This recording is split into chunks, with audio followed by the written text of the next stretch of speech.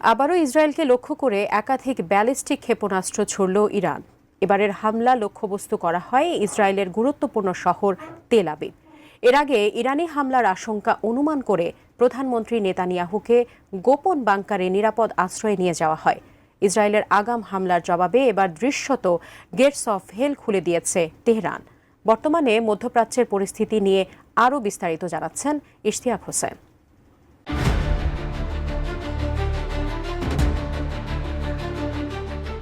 Iran ও ইসরায়েলের মধ্যে চলমান উত্তেজনা ভয়াবহ রূপ নিয়েছে।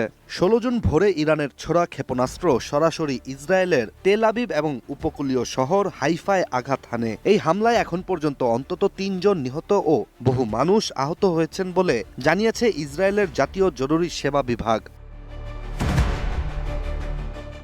আন্তর্জাতিক বার্তা সংস্থা রয়টার্সের একটি প্রতিবেদন অনুযায়ী ইরানের নতুন এই হামলা শুরু